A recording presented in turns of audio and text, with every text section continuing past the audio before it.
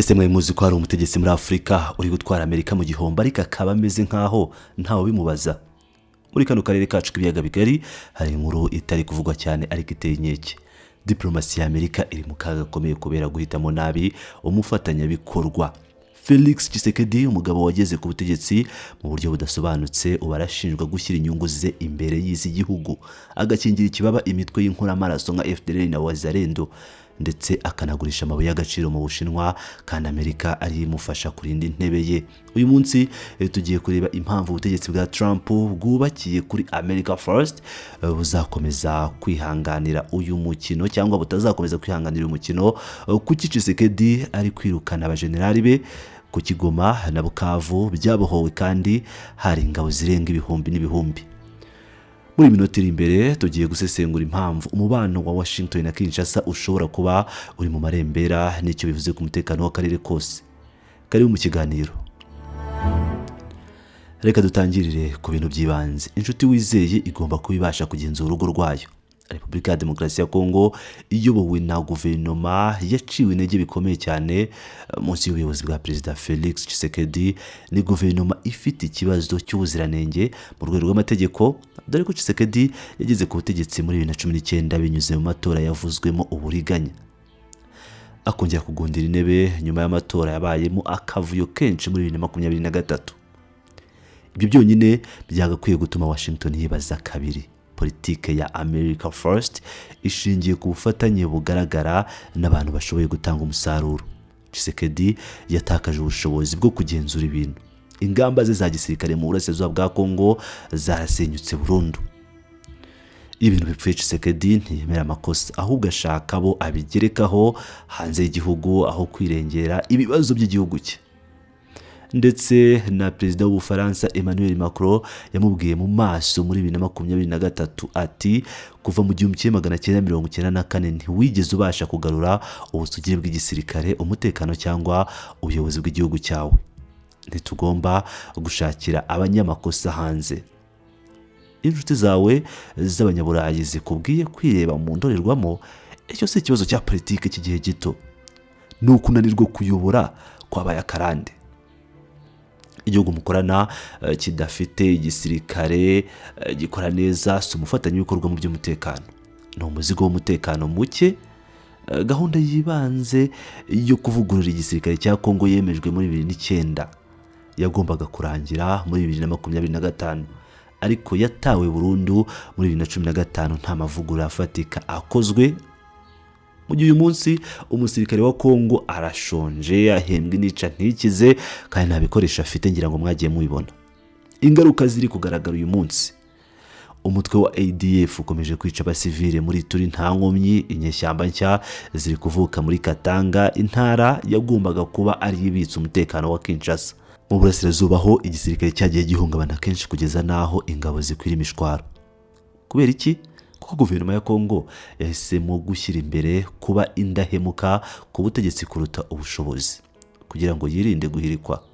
Tshisekedi niyubaka igisirikare ngo kirinde igihugu, ahubwo abashaka ko ingabo zihora zihugiye mu burasirazuba kugira ngo zitaguma Kinshasa zikamuhirika. Perezida wangize igisirikare cye abishaka kugira ngo yirinde kudeta, nta musaruro yaha Leta Zunze Ubumwe za Amerika. Iki nicyo kibazo nta mutegetsi wa Amerika ushaka kukivugira hejuru, ariko nicyo giteje akaga cyane. FDLR si umutwe witwaje intwaro usanzwe, ni umuryango ushingiye ku ngengabitekerezo yateye jenoside yakorewe abatutsi mu Rwanda mu 1994. Ubuyobozi bwayo burimo abantu bagize uruhare cyangwa bateguye jenoside, kandi uyu mutwe wacengeye mu gisirikare cya Kongo FARDC. Amerika ishyigikiye mu buryo buziguye. Abarwanyi ba FDLR bakorana bya hafi n'abayobozi bakuru b'ingabo za Kongo, bahabwa intwaro, imyitozo n'ibikoresho kugira ngo babafashe mu mirwano. Tshisekedi yageze ku ntego yo kwinjiza uyu mutwe w'abajenosideri mu ngabo ze, anaha intwaro imitwe ihohotera abavuga ikinyarwanda muri Kongo. Tekereza kuri ibi gato. Leta Zunze Ubumwe za Amerika zikunda kuvuga ko jenoside ari umurongo utukura utagomba kurengwa ku isi yose. Ziri gushyigikira guverinoma ikorana bya hafi n'abasigaye mu bakoze jenoside. Nta masezerano y'amahoro yashoboka mu gihe umutwe wa jenoside uri mu bagomba kuyashyira mu bikorwa. Ubufatanye bwa leta ya Kongo na FDLR burasenya ishingiro ry'amasezerano yose y'amahoro. impamvu nyamukuru yatumye Washington yita kuri Repubulika ya Demokarasi ya Kongo ni imwe: amabuye y'agaciro, cobalt, coltan n'umuringa, byose bikenewe mu ikoranabuhanga rya none no mu bya gisirikare. Ariko ikibazo ni iki: Tshisekedi ari kwemerera Amerika aya mabuye kugira ngo imufashe kurinda intebe ye y'uyu munsi, so kugira ngo ateze imbere igihugu mu gihe kirekire. Ibigo by'Abashinwa byegamiye kuri Beijing ubu nibyo bigenzura igice kinini cy'ibirombe bya cobalt, uranium n'umuringa muri Kongo. Ibi ntabwo byikoze, byabayeho kuko za guverinoma za Kongo harimo n'iya Tshisekedi zagurishije uburenganzira bw'ibirombe kutanze menshi aho kubaka inzego zikomeye zo kubicunga. Amerika ntishobora gusimbura Ubushinwa gutyo gusa mu gihugu kigenda gisenyuka kidafite ishingiro ry'amategeko n'ibikorwa remezo. Icyo Washington ibona ni amasezerano y'amagambo, si umusaruro. Ikimenyetso gikomeye cyerekana ko Tshisekedi atakiri umufatanyabikorwa wizewe ni uburyo abantu bamuzi neza bose bari kumwihinduka.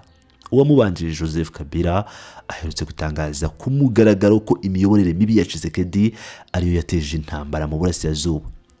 Gufatwa kwa Goma na Bukavu mu ntangiriro za 2025 byazamuye ibihuha by'iriko ry'ubutegetsi Kinshasa. Kuva icyo gihe Tshisekedi yirukanye abasirikare bakuru n'abakozi b'inzego z'iperereza benshi akeka ko bamugambanira. Abatavuga rumwe n'ubutegetsi nka Moise Katumbi, Martin Fayulu na Matata Ponyo bose banze kwinjira mu nzego ze. Umuyobozi urwana intambara impande zose, arwana n'ingabo ze, abatavuga rumwe nawe, abahoze ari inshuti ze n'abajenerali be, ntashobora kuba inkingi y'amahoro mu karere. Aho ugiye mu gushaka kurokoka ntabona umwanya wo kuyobora. Imfashanyo ya Amerika si ubuntu, ni imari shingiro igomba gushorwa mu nyungu za Amerika, ihabwa abikwiye, isaba umusaruro kandi irwanya ruswa n'imikoreshereze mibi. Shyira Tshisekedi muri uwo munzani urebe. Ntabasha guhashya FDLR ahubwo yinjiza mu ngabo ze. Ntabasha kurinda amabuye y'agaciro, Ubushinwa bwarabyigaruriye. Ntabasha kurinda ubutaka bwe, ingabo ze ziri ku rugamba rutaratangira. Ntabasha kubahiriza amasezerano y'amahoro, imirwano yongeye kubura bukeye bw'isinywa ry'amasezerano ya Washington mu Kuza 2025. Ntabasha kugenzura abajenerali be ahubwo arabafunga. Wamuha 0 mu bintu by'ingenzi byose. Ubutegetsi buri Kinshasa ubu ni amakuba adasanzwe. Mu gihe Tshisekedi n'iyi guverinoma batarasimburwa n'amavugurura nyayo ndetse n'ibiganiro bihuza abanyekongo, intambara muri Kongo ishobora kutazigera irangira. Mu gusoza, Amerika ikeneye abafatanyabikorwa bahamye muri Afurika yo hagati, abafatanyabikorwa bagenzura ubutaka bwabo, bubahiriza amasezerano, bafite inzego zikora neza kandi bashobora gutanga umutekano ukenewe kugira ngo ishoramari rya Amerika rishinge imizi. Kuri ibyo byose Tshisekedi yaratsinzwe. Gukomeza gushyigikira Kinshasa si igihombo mu bya gisirikare gusa, ni igihombo gikomeye muri diplomasi, bishyira isura ya Amerika inyuma y'igihugu kiri gusenyuka, bigashyira inyungu z'ubucuruzi mu maboko y'umuyobozi ugurisha ubusugire bw'igihugu kugira ngo agume ku ntebe, ndetse bikanduza isura ya Amerika kuba ishyigikiye guverinoma ikorana n'umutwe w'abajenosideri.